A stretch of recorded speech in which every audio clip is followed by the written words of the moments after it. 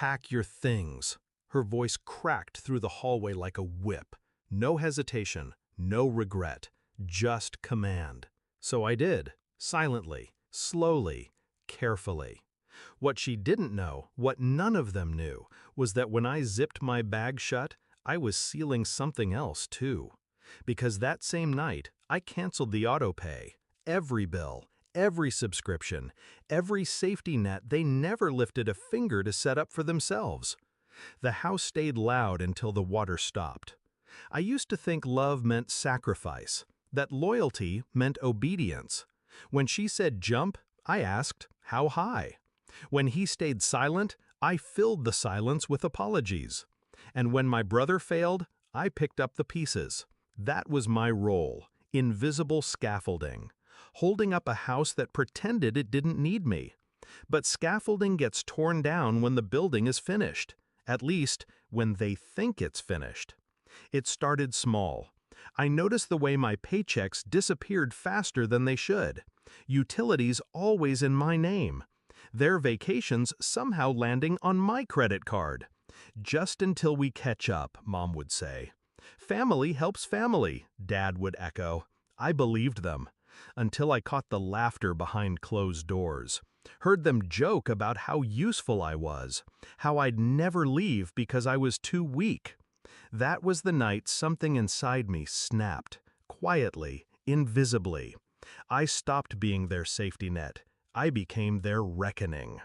Planning took months. I rerouted every account, closed the joint cards, set new passwords. And with every move, I smiled at the dinner table, nodding as they bragged about how much control they had over me. They didn't notice I was withdrawing piece by piece. Didn't notice the autopays vanishing. Didn't notice me stacking cash in a private account. The cruelest part? They didn't notice me at all. The breaking point came on a Sunday. We were arguing again, not about money this time, about me. Mom's voice sharpened. You're ungrateful. You think you're better than us? I stayed quiet. Her face turned red. If you don't like it here, pack your things. So I did, bag by bag, room by room. They watched, stunned at first, then smug. They thought I was bluffing, that I'd come crawling back. But I wasn't leaving empty-handed. I was leaving with the last thread holding their fragile life together. The silence came 3 days later. The water shut off first, then the electricity, then the internet. No showers, no lights, no Netflix to drown out the guilt. I wasn't there to see it, but I can picture it. The panic, the finger-pointing, the sudden realization that the invisible scaffolding was gone.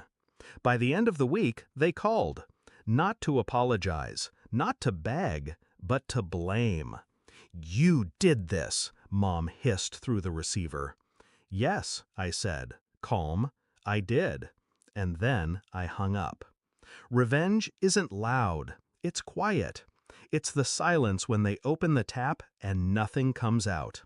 The darkness when the switch clicks and the room stays black. The cold realization that the person they dismissed, belittled, and exploited was the only one holding their world together. I didn't need to scream. I just needed to step away. The confrontation came months later. I agreed to meet them, neutral ground, a cafe in town. Mom looked thinner. Dad looked older. My brother sat slumped, avoiding my eyes. "Why are you doing this to us?" she asked, voice brittle.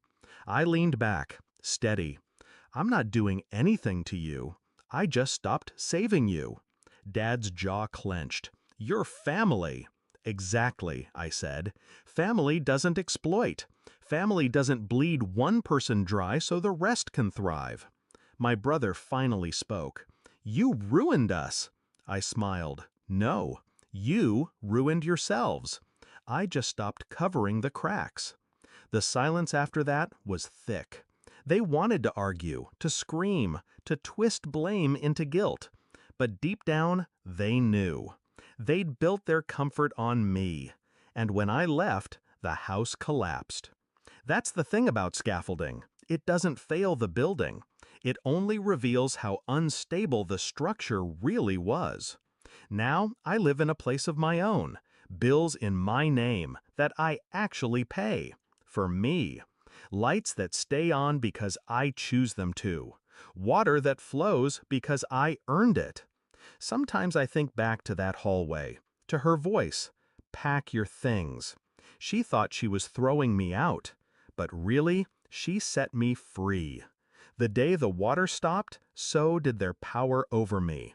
And that silence, that cold, empty silence, was the sweetest sound I've ever heard.